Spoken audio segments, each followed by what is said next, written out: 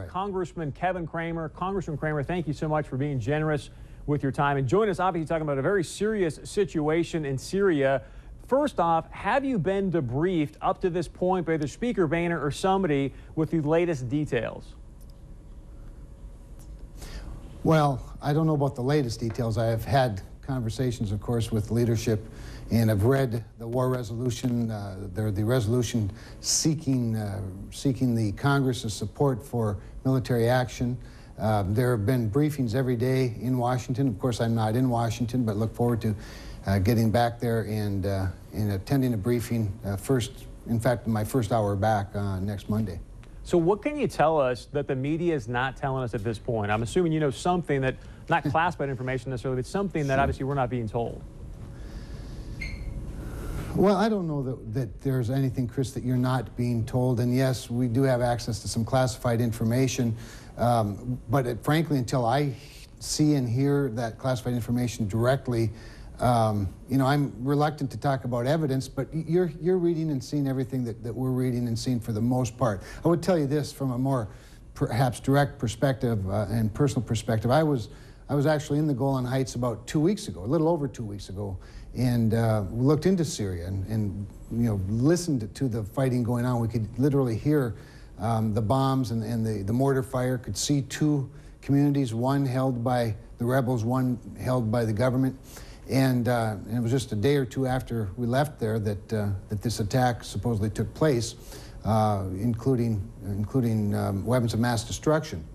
And the thing about this, Chris, that I think is more serious than perhaps some might sometimes think about is that Syria is important not only because it borders our ally Israel and our very good friend Israel in the Middle East, but let's not forget that Bashar Assad is a very strong ally and really a surrogate of the supreme ruler of Iran. And so Iran, of course, has targeted Israel for destruction, and next, the United States. They're building their own, as we know, nuclear capability. And so this unholy alliance between Assad and Tehran is especially problematic. This is not just simply another nuisance skirmish in the Middle East that America is being called on to be the police force for. So it's a very sensitive issue, but it's also a very big issue, and I'm willing to, Chris, as you probably have noticed, I don't oftentimes tip my hand completely prior to a vote because I don't have all of the information yet, and in this case I definitely don't have all of the information. But what you do know at this point, which obviously is a lot more than the general public, how would you vote at this point? Would you give President Obama the authorization to use military action in Syria, yes or no? I'd be reluctant to at this point, Chris. I'd need to see more information. Part of the problem, Chris, is the president himself, his indecision about it. I mean, let's not forget, we're talking about an attack that took place 2 weeks ago. It took place on August 21st. The president's hesitancy into it, the fact that he says, well, I have the authority to respond militarily if I want to, but I'm not going to. I'm going to ask Congress for its permission, even though I could do it without them. Yeah, but Kevin, let me interrupt you, sir. Then says, I mean, we didn't necessarily go and attack Iraq and or Afghanistan or Al-Qaeda on September 12th. So, I mean, you got to give him some respect to say, you know what, the guy took a step back, did make an emotional decision. Obviously, we know this is wrong. Now, you just said you're reluctant to vote yes to give him the powers to utilize military action in Syria. Just this morning, Politico broke that House Speaker Boehner, House Majority Leader Eric Cantor, who you just had in the state last week, Nancy Pelosi, all said they are going to authorize action for President Obama. So you're bucking leadership. Tell us why. Well, because I don't have all of the information. Now, they are there. They've had the classified briefings. They have met with the president. I'm reluctant to cast a vote like this without more information. Now, and by the way, just so you know, I support the president waiting and hearing from Congress. Frankly, I wish he would have called us back much sooner rather than waiting until September 9th, because by September 9th, we're now talking about more than 3 weeks out from the actual attack. And the reason that the element, if you will, of urgency is there isn't because of an emotional response. It has more to do with preparation by the enemy, if you will. You're talking about somebody who's willing to gas their own citizens. They're probably just as likely to put their own children and citizens in harm's way to prevent a direct attack. So I'm talking more from a strategic standpoint, but this sort of, oh, by the way, let's not forget the president also said that it would not be his goal to have a regime change when he said 2 years ago we should have a regime change. It's this sort of wishy-washiness that concerns me a little bit. Having said that, I support the president asking for authority from Congress. You know, we can argue about what the War Powers Act, the War Resolution, the War Powers Resolution, whether or not it's constitutional. Many presidents who've said it's not constitutional have exercised it.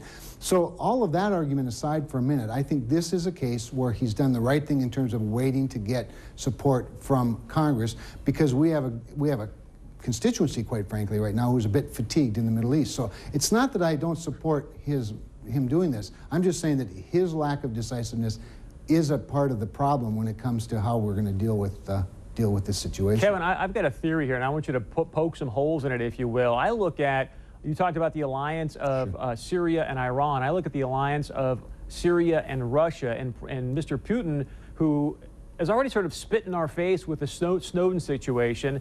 Then you look at what happened a year ago with this red line conversation that President Obama put out and said, hey, once chemical weapons are used, that's the red line. We're going to take action.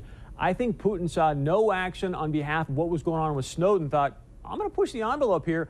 I think he sort of nudged Assad and said, hey, you know what? We got the G20 coming up here early September in Russia. I want you to see if you can push the envelope and see what this President Obama guy is really about, because I think he's starting to say, hey, is this guy a coward, or is he actually going to follow up?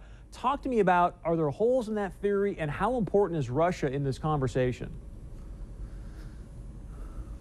Chris, Russia is very important in this conversation, and it's one of the great disappointments in this conversation. But Russia's alliance with Syria is a direct response to its alliance with Iran, and they're the bad guys, I'm sorry to tell you. Now, the reality is that we're talking about rebels who are supported by Al-Qaeda, so they're not exactly, you know, U.S. Boy Scouts. So that's always been the dilemma in the Middle East. And the fact that Russia has had a hard time aligning themselves with, interests more like the United States is always been problematic. Now, whether or not this is a direct result of Putin deciding he wants to see, what Barack Obama is made of or not, I don't know. I think that we pretty well have established that our president has been confused in world events and international policy for a long time.